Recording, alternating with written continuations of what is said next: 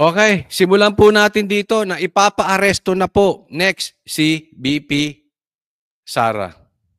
Sunod na umanong paaresto ng International Criminal Court o ICC si Vice President Sara Duterte. Base yan sa impormasyong nakuha umano ni Senator Amy Marcos. Nasa frontline balitang yan si Mean Los Baños. May impormasyong nakuha si Senadora Amy Marcos na posibleng ipaaresto na rin daw ng International Criminal Court o ICC si Vice. Ayan,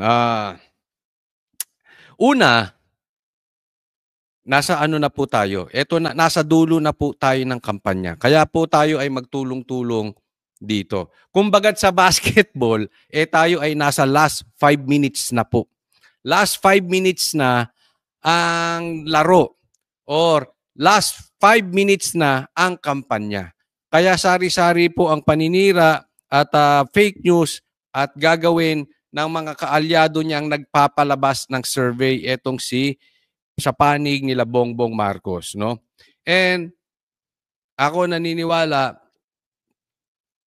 totoo po yung sinasabi ni Amy. Okay? Bakit? Kasi nasa last 5 minutes na nga po tayo.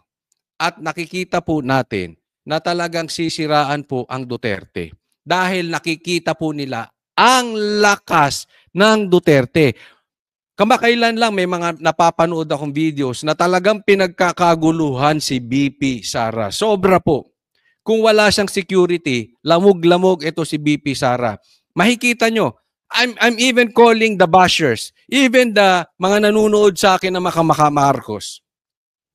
Even the politicians, tell me kung fake news ako.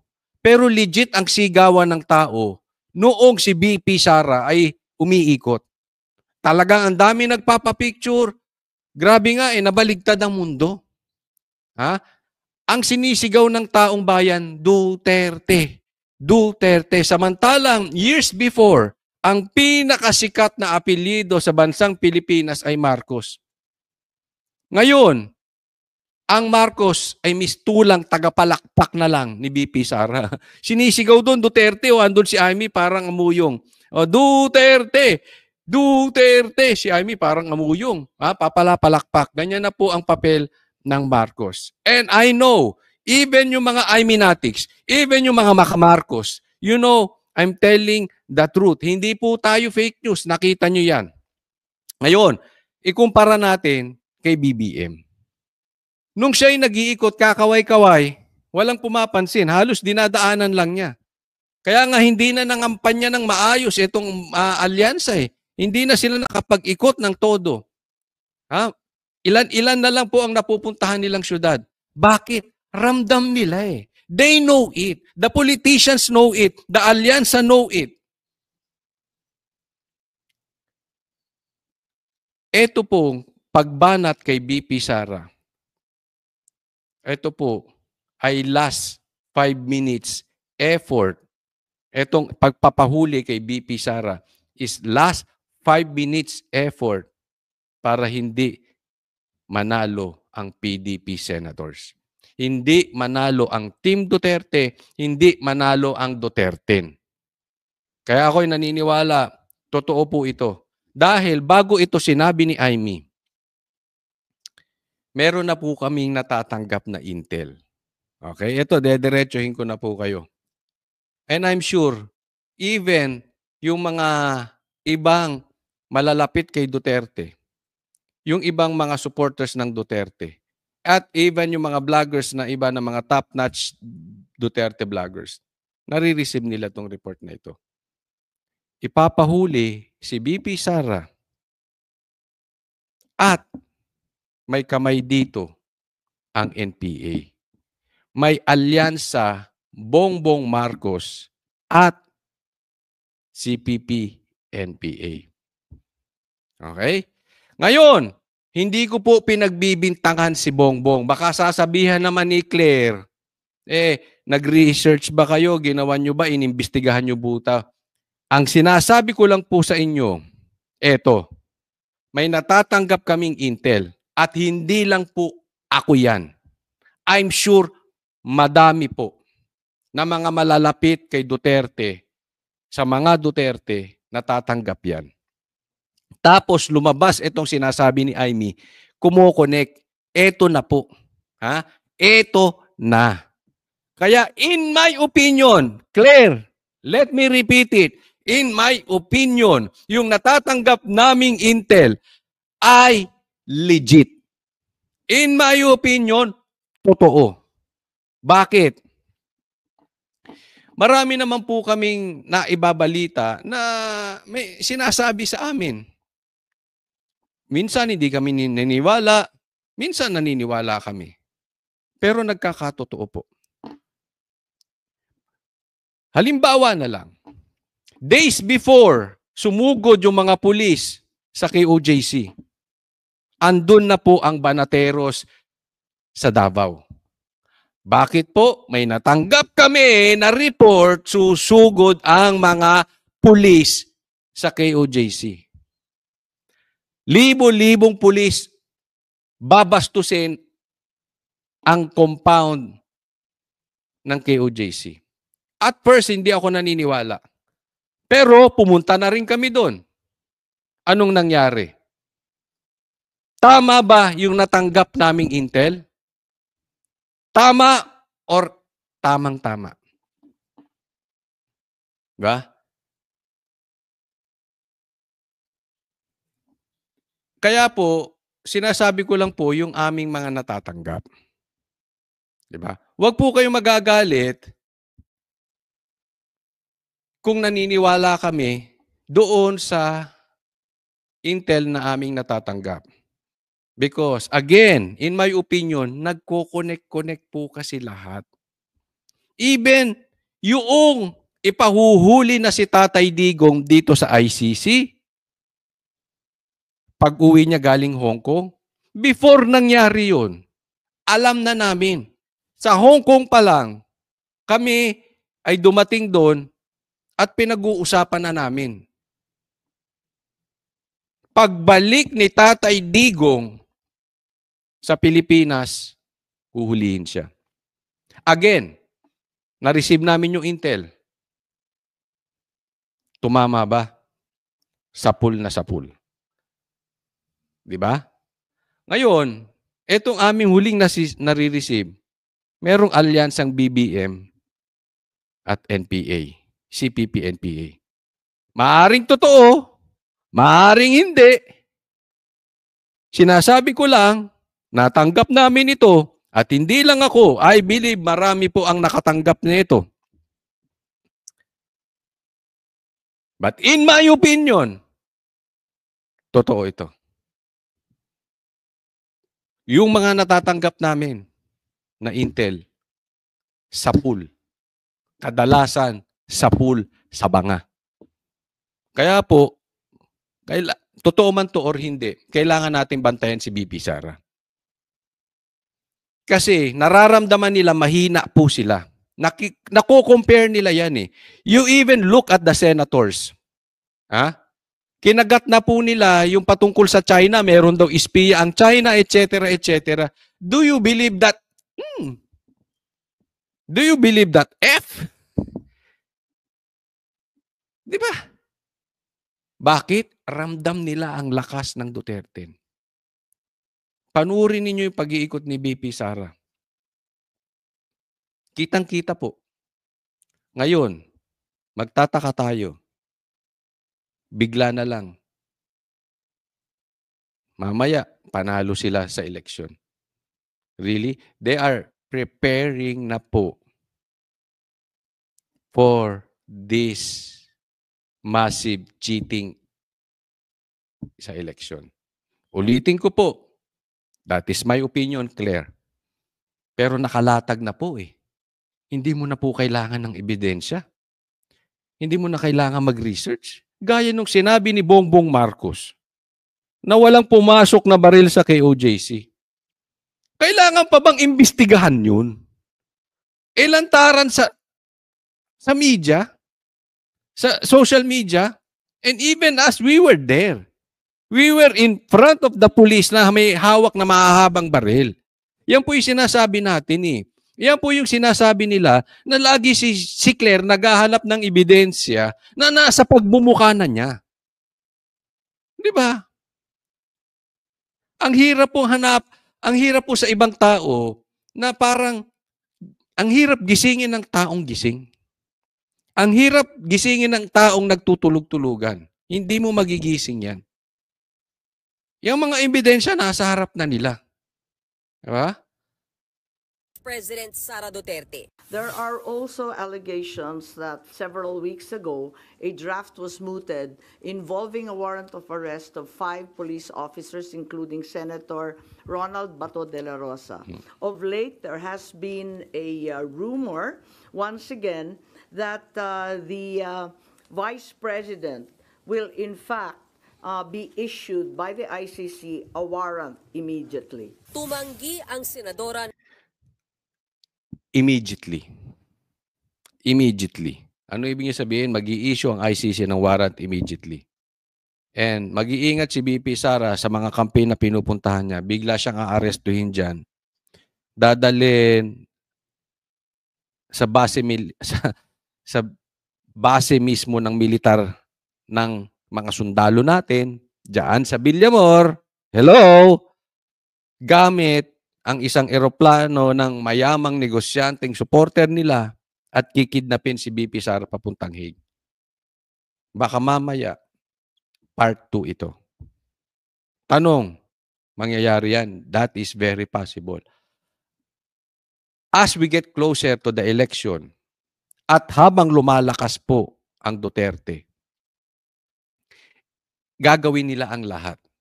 Kasi may problema po sila pag nakaupo yung 10 senator ng Duterte. Kaya sinasabi ko paulit-ulit dito sa kampanya namin dito sa Amerika, it is very important na manalo yung 10. We have a very big problem pag natalo yung 10. Anong sigaw ng mga tao dito?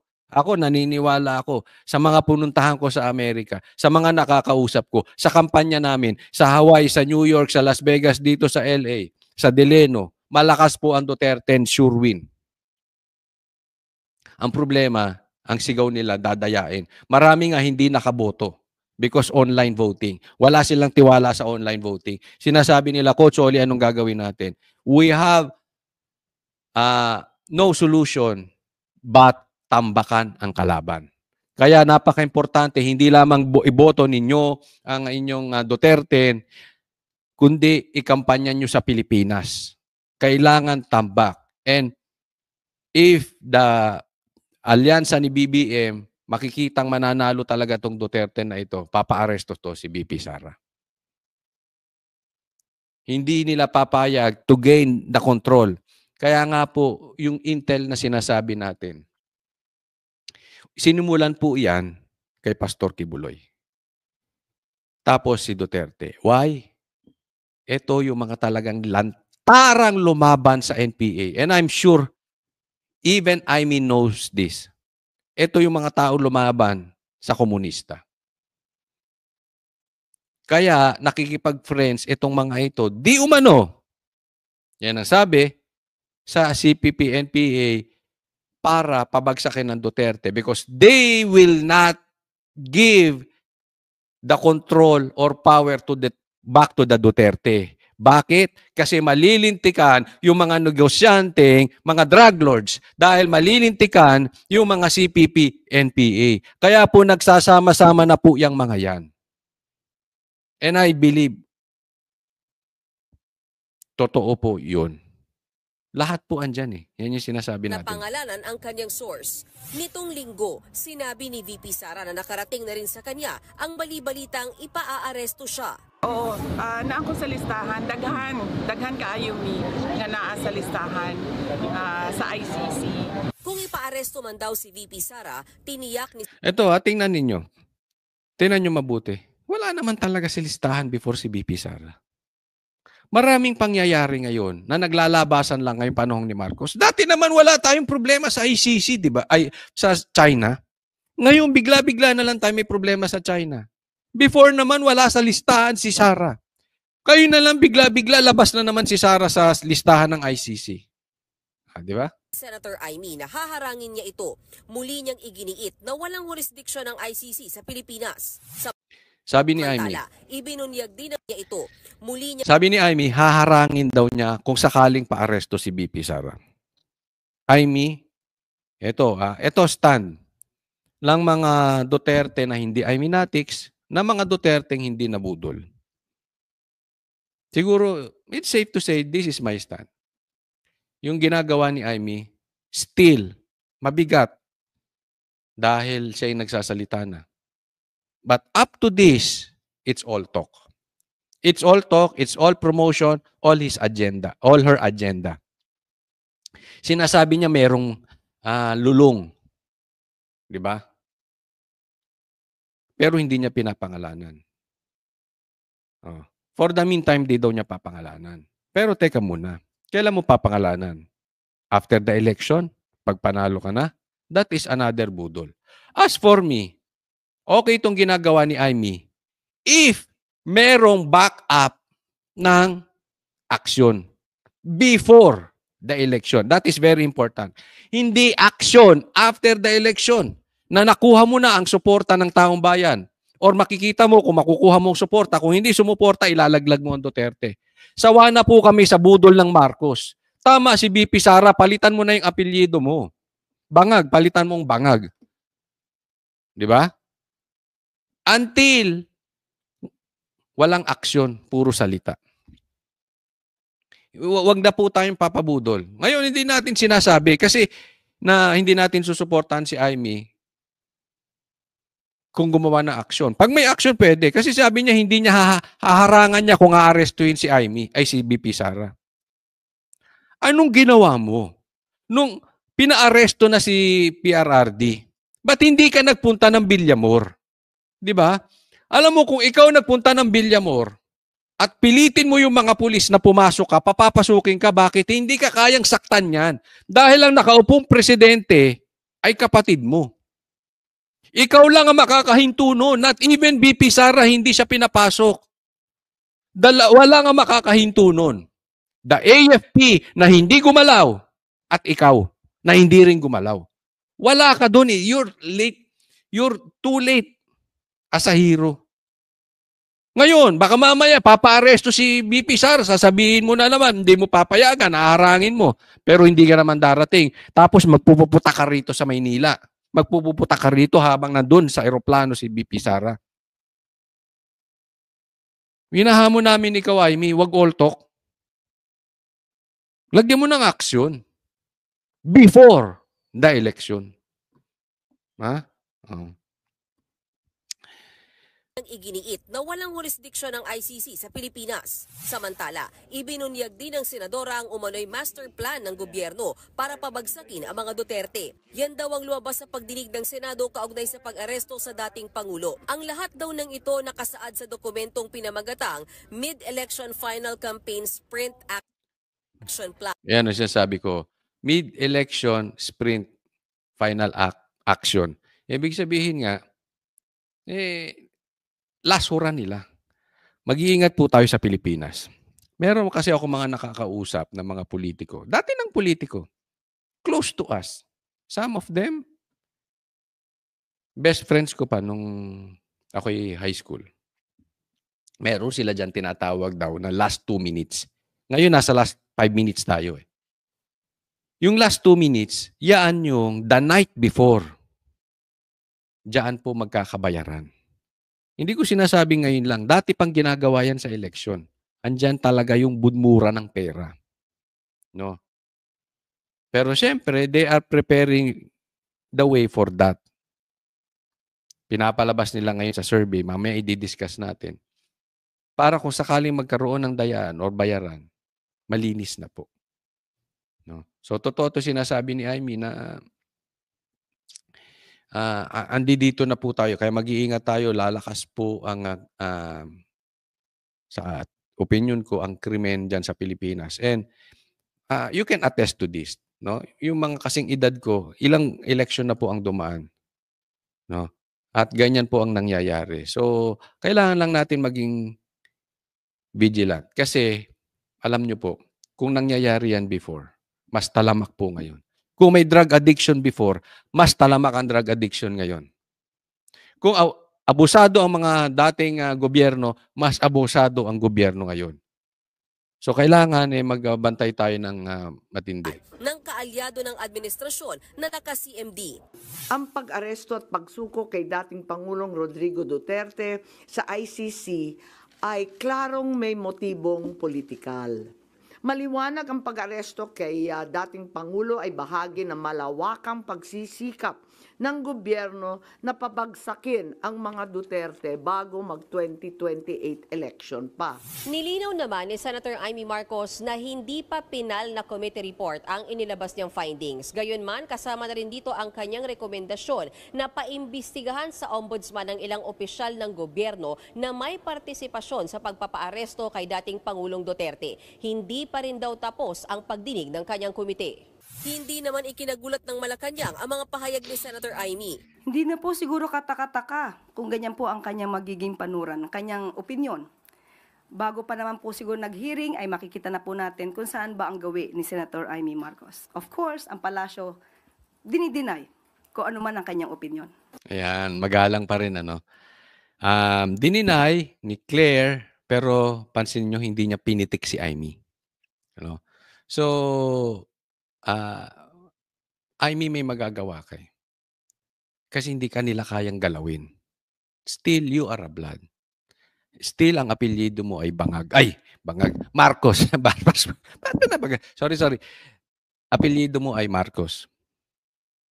So, hindi kanyan basta, believe naman ako kay BBM kung ilalaglag ka niya. Kung buhay ang tatay niya, siguro binatukan niyan, ginulpian si BBM. Kung gagawin niya yan sa anak niyang babae. Diba? Hindi ka niyan papayagang galawin. No? Kaya may magagawa ka po, Amy. Sana wag lang purong salita. Makikita mo kahit sila Boying, hindi siya pinitik eh. Dininay lang, tulad ni Claire. At si Claire, palapitik to. Diba? Wala. Nung debate nila Banat Bay, wala na siyang pinag-inita kundi si Banat Bay. Eh. Hindi ko alam kung may asawa to si Claire o wala. No? Pero siguro kung walang asawa ito, baka mamaya, type niya pa si Banat Bay. Diyos ko. Wala na siyang bukang bibig ko, hindi Banat Bay eh. No? So, ewan ko sa iyo, Claire. No? Ito ang solusyon ng bansang Pilipinas according to Marcos. Claire, ikaw ang magsalita. Parang ganun lumalabas di ba? Si Pangulong Bongbong Marcos maikli ang sagot sa pahayag ng kanyang ate. Everyone's entitled to their opinion. I disagree. Ayan, di ba? Ganun lang ang ginawa. Everyone is entitled to their opinion. I disagree. So, dininay lang.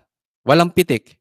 Tapos, harang na ito si Jay Ruiz. Di ba? Kung hindi yung kanyang assistant, si Jay Ruiz, hawak yan. Hindi niya lang diretso rito, pero hinarang niya na, okay, ganun. Di ba? So, bakit? Hindi nila kayang ipaliwanag. Totoo po kasi. Totoo. So hanggang deny lang sila. Alam mo ang sinasabi nga dito, sabihin mo lang fake news. Diba? Yan daw ang mga taong hindi makapaliwanag. Wala silang kasi totoo. Yan yung sinasabi sa akin ni Jason na yan na po ang style. Ganyan po ginagamit na yan dati. Pag di mo mapailiwanag ang isang bagay dahil totoo, sabihin mo lang fake news. Then deny it. Yeah? That exactly ang ginagawa ni Bongbong Marcos.